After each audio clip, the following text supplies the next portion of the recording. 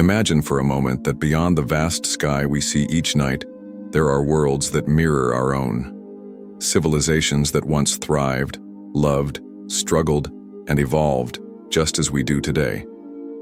One of these worlds was Capella, a distant star system, where a planet much like our Earth faced a dramatic and irreversible transformation. Capella was not primitive. Its people were far more advanced in science, philosophy, and spirituality than we are today. They walked under skies filled with constellations unknown to us, guided by deep knowledge of astrology and cosmic laws. For them, the idea of reincarnation and the immortality of the soul was not speculation. It was a living truth, an undeniable reality woven into their daily lives. And yet, just like Earth, Capella was not free of contradictions. On one side, many souls longed for spiritual growth, striving to rise beyond material desires. On the other, there were leaders, politicians, and entire groups consumed by arrogance, by corruption, by the hunger for power. This duality, light and shadow, wisdom and ignorance, aspiration and arrogance, created the very tension that shaped Capella's destiny. It is in this story that we discover not only the fate of another world, but also a reflection of our own journey here on Earth. So tonight, as we open the veil to this cosmic memory, we will step into a narrative of loss and renewal, exile and hope, destruction and rebirth. The story of Capella's great transition, a story that, in many ways, is still unfolding within us. Capella was a place of extraordinary brilliance. Its people had reached levels of scientific advancement that we can only dream of today. They understood the subtle forces of the cosmos, read the movements of the stars as one reads a sacred text, and built philosophies that united reason and spirit in ways we are only beginning to rediscover. They were astronomers, philosophers, mystics, and builders of knowledge. They lived with a profound sense of the eternal cycle of life and death. To be born and to die was not the end of anything. It was simply a passage, a movement in the great dance of the soul. Reincarnation was embraced not as a possibility, but as the very rhythm of existence. Yet even within this profound awareness, Capella was not free of shadow. For while many hearts longed for evolution, not all were willing to walk that path. There were those who sought power above wisdom, domination above compassion. Corruption seeped into politics. Arrogance infected science. Pride and selfishness distorted what could have been a golden civilization into a fractured world of opposites. It was this duality, this sharp contrast, that shaped Capella's fate. Imagine, if you will, a society split between two forces. On one side, beings of luminous aspiration, eager to transcend the weight of matter, guided by ethics, by love, by the longing to ascend. On the other, individuals and leaders blinded by their own ambition, unable to surrender control, determined to impose their will upon others. Does it sound familiar? For even here, on Earth, we see the same reflection. Capella's story is not simply the tale of another world. It is a mirror, showing us that evolution is never linear. It is always marked by tension, by choice, by the eternal battle between the higher self and the lower impulses of the soul. Capella reminds us that even a civilization of light can fall into conflict if it forgets the balance between wisdom and humility. And it is in this very contradiction that the seeds of their destiny, and ours, were sown. History, whether on Earth or on distant worlds, shows us that when imbalance grows too strong, when the tension between light and shadow reaches its peak, something must break. Capella was no exception. For centuries, the seeds of division had been sown. On one side, luminous beings carried the dream of spiritual ascent. They built temples dedicated to cosmic wisdom. They guided communities with compassion. They envisioned a society in harmony with the laws of the universe. Their voices were like gentle streams, whispering of peace, of responsibility, of love. But on the other side, the shadows gathered strength. Corrupt politicians, blind with ambition, manipulated the masses with promises they never intended to keep. Scholars who once studied the heavens allowed arrogance to twist their knowledge into tools of dominance. And entire factions, intoxicated by pride, turned their intelligence toward weapons rather than wisdom. The clash between these two paths became unavoidable. It was as if Capella itself, its oceans, its skies, its very soul, was trembling under the weight of choice. Would this civilization rise to regeneration, or would it fall into chaos? The pressure built year after year. Every council meeting, every political dispute, every scientific breakthrough twisted toward destruction added to the storm. And then, it erupted. Capella descended into war. Not a simple battle of territory or resources, but a cataclysm born from centuries of imbalance. Nuclear fire scorched the land. Entire cities vanished in blinding flashes, leaving only silence where once there had been laughter and song. The skies filled with ash. The rivers ran poisoned. Nature itself seemed to cry out in anguish. Yet, the true devastation was not only in the physical destruction, it was in the hearts of its people. The dream of harmony was shattered. The chance for peaceful transition was lost, and the souls who clung to arrogance, who refused the call of love, now found themselves standing on the edge of exile.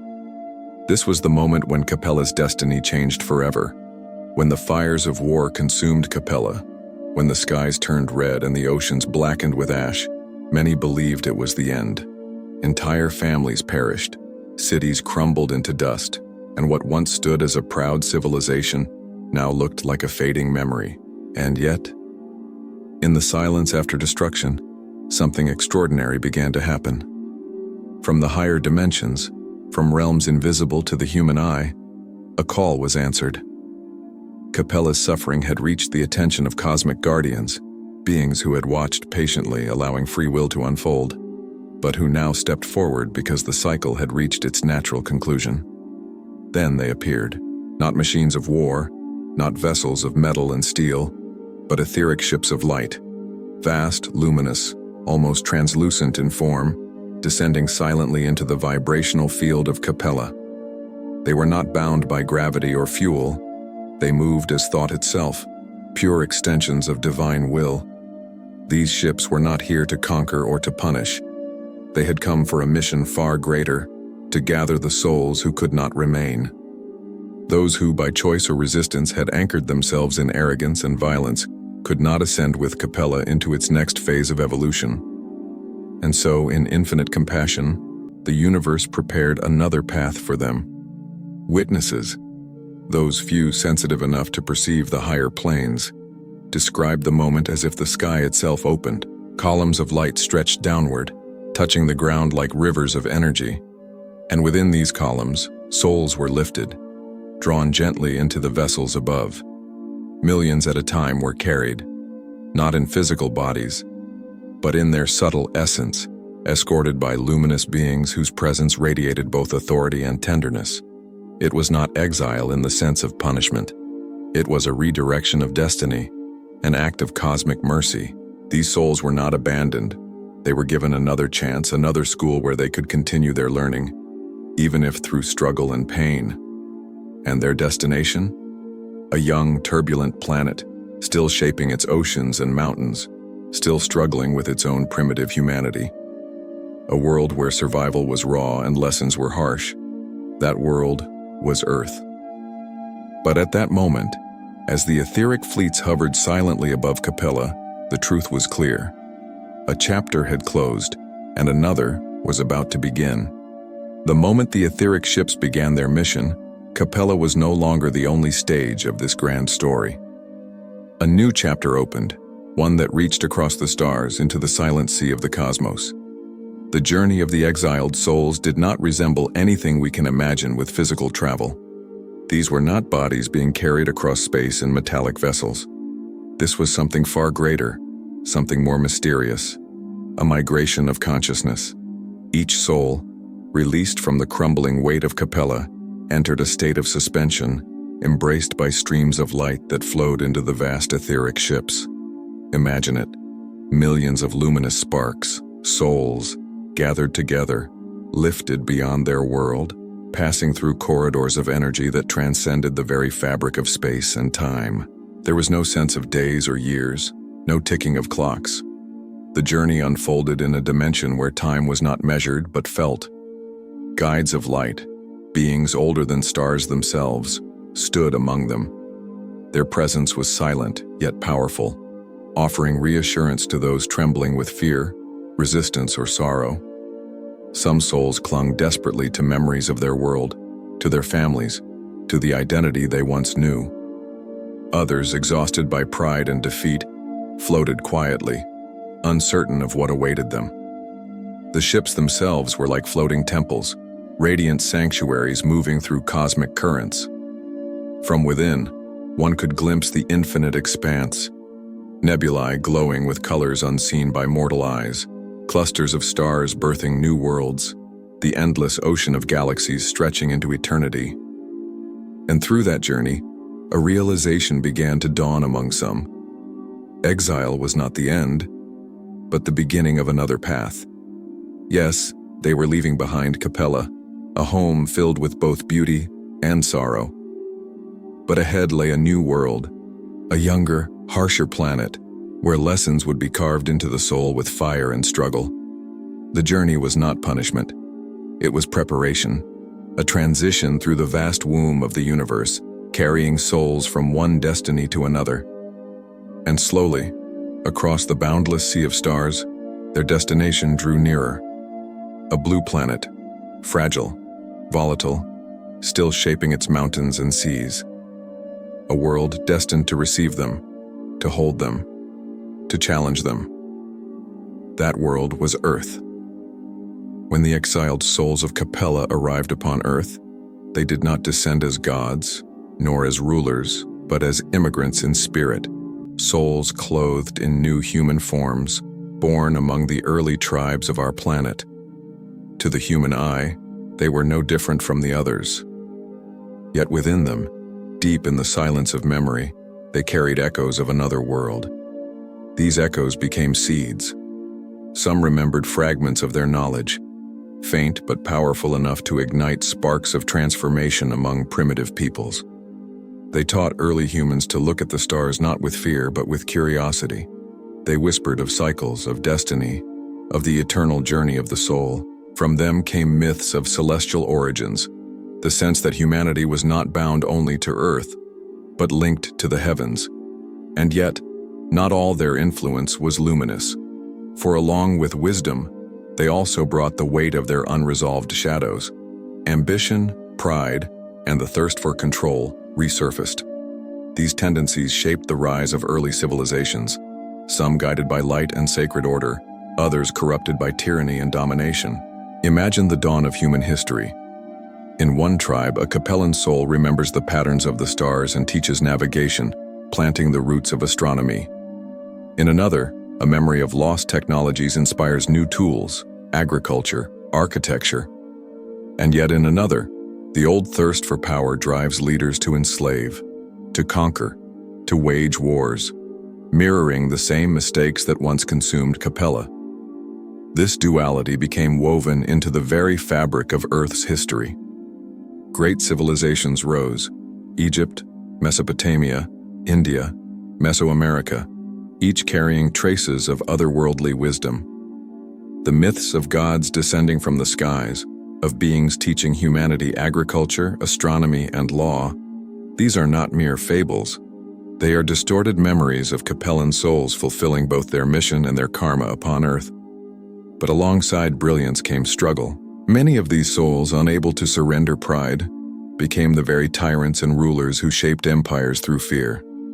Others, however, devoted themselves to healing, to art, to sacred traditions, leaving behind footprints of beauty that still guide us today. Thus, the Capellan legacy is not a simple story of light or darkness. It is both. It is a mirror of human nature itself, the potential for wisdom, the danger of arrogance, the eternal dance between the higher call and the lower impulse. And even now, across millennia, those echoes remain alive. In our sciences, in our spiritual traditions, in our very conflicts as a species, we can still feel the heartbeat of Capella pulsing through Earth's story. The story of Capella is not just ancient history. It is a mirror held before our eyes today. For Earth now stands where Capella once stood, on the threshold of transformation, on the edge of a new era. Our planet, like Capella long ago, is a school of souls. Here, beings gather not by chance but by design, to face the lessons they once resisted, to refine themselves through struggle, love, and awakening. And just as the Capellans lived in a time of brilliance mixed with corruption, so too does our world vibrate in duality. We live in an age of extraordinary progress. Technology advances at a speed once unthinkable, connecting continents, creating possibilities that border on the miraculous. Science peers into the smallest particles and reaches toward the edges of the universe. Ideas flow freely, cultures mingle, knowledge expands beyond what our ancestors dared to dream. And yet, beneath this brilliance, the shadows linger. Corruption, greed, and the hunger for domination still poison societies. We see nations divided, people struggling for survival while others drown in excess. We witness the earth herself, our living home, tremble under the weight of exploitation, her forests cut, her waters polluted, her balance wounded. This duality is not accidental. It is the test of transition. Just as Capella reached a point where souls had to choose, to rise or to fall, so too are we standing at the threshold of choice. Every soul incarnated now is confronted with this decision. Will we evolve toward compassion, unity, and higher consciousness? Or will we sink into the same pride and destruction that once shattered another world? The parallels are striking. Capella had its brilliant minds, its spiritual seekers, its visionaries who longed for evolution. But it also had its tyrants, its corrupt leaders, its arrogance that blinded wisdom. Look around today and you will see the same story playing out in the theater of Earth. But here lies the mystery, the hope, the great promise. Earth is not destined to repeat Capella's fall. For unlike then, today the veil is thinner, the guidance stronger, the awakening wider. Star councils, luminous beings, and higher intelligences surround us, offering whispers of encouragement, support, and direction. And within humanity itself, a stirring has begun. People feel the call. They sense that life is more than survival, more than consumption, more than division. They feel that a greater vibration is approaching, something vast, unstoppable, a transition as inevitable as dawn after night.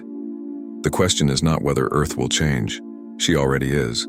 The question is whether we, her children, will rise with her. Beyond the turbulence of the present moment, beyond the cries of division and the storms of conflict, there shines a horizon that calls us forward. It is not the end of Earth nor the annihilation of humanity. It is the next chapter, the dawn of Chiron. Chiron is not merely a distant celestial body. In the cosmic narrative, it is a symbol of the healed wound, the bridge between the suffering of the past and the light of the future. It represents the stage of humanity's evolution where pain is not denied, but transformed, where wounds become wisdom, and trials become gateways into higher states of being. As Earth ascends, she moves into resonance with this frequency. The souls who remain and rise with her will no longer be bound by endless cycles of error and suffering.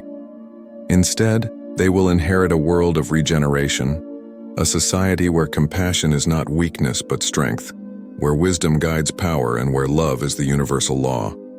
Chiron is the promise that the exile will end, the journey of wandering from world to world, of falling and rising, of repeating lessons through pain, will give way to a new rhythm. Growth through harmony, expansion through unity, discovery through love.